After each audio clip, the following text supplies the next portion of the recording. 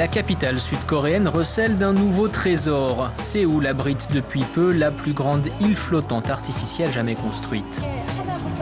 Composée de 3 parties interconnectées sur le fleuve Han, elle a été conçue pour accueillir concerts, sommets, expositions, restaurants. Objectif, en faire une des attractions touristiques majeures. Financé par des fonds publics et privés, le projet a coûté plus de 60 millions d'euros. Il est au cœur d'un gigantesque plan de réhabilitation du fleuve.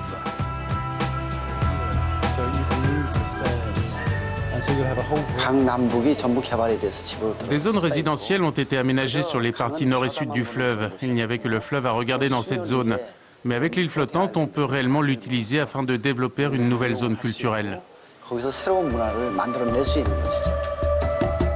Le fleuve Han a joué un rôle prépondérant dans la vie de la capitale au cours des décennies passées. Mais les autorités reconnaissent qu'on ne lui a pas accordé toute l'attention qu'il mérite ces dernières années. Aujourd'hui, une multitude de projets existent sur et autour de l'eau. Il s'agit de s'assurer que le fleuve restera un important centre d'intérêt. Les berges sont par exemple reconverties en parcs et espaces publics.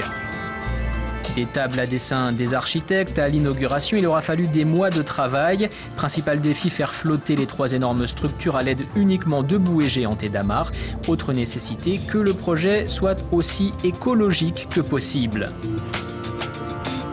L'homme en charge de la conception et de la construction affirme que des technologies révolutionnaires ont dû être développées.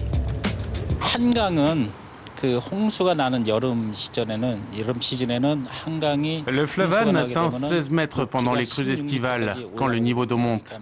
Et bien sûr, l'île doit continuer à flotter pendant ces crues, ce qui nécessite une technologie assez complexe. L'île pèse près de 4000 tonnes.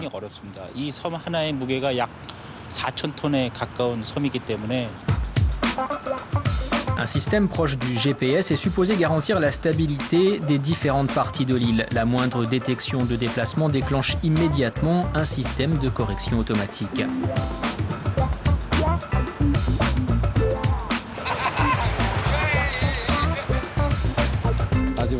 Le fleuve Han est très propre et je suis fier en tant que citoyen de Séoul que cette belle île y ait été construite. Au début, je me suis dit que ça coûtait trop cher, alors je n'y étais pas très favorable. Mais maintenant que je vois le résultat, je trouve que c'est bien.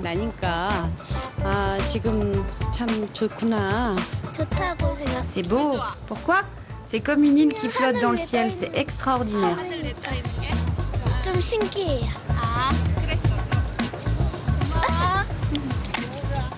On dirait quelque chose qui vient de loin. C'est super.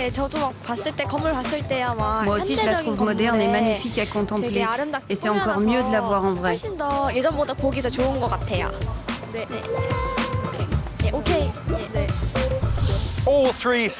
Les 3 sections de l'île ont chacune un nom. Celle-ci, la plus grande, s'appelle Vista. Celle-là, la plus petite, c'est Terra. Ce qui, bien sûr, laisse cette dernière nommée Viva. Autre élément de l'île, cette scène et cet écran géant. Face à la rude compétition qui existe entre les pays pour accueillir des événements planétaires, les autorités sud-coréennes espèrent faire de l'île un atout clé. Aucun site comme l'île flottante n'existait le long du fleuve Han pour accueillir des sommets internationaux, alors que le fleuve est l'un des lieux préférés des Coréens, mais aussi des visiteurs étrangers. L'île peut accueillir plusieurs milliers de personnes. L'une des salles de conférence a par exemple une capacité de 700 personnes à elle seule. Ce complexe original attire tous les regards, ceux des touristes également. Quand j'en ai entendu parler la première fois, j'étais vraiment curieux parce que je me demandais de quoi c'était fait et si ça flottait réellement. C'est juste unique. C'est sympa à regarder.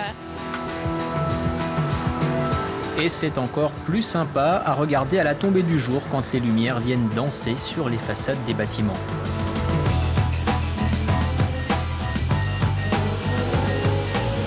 L'île flottante se trouve tout près d'une autre attraction populaire de la capitale sud-coréenne, le spectacle eau et lumière du pont Banpo.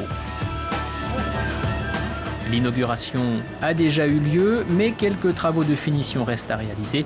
Tout devrait être complètement fonctionnel d'ici septembre.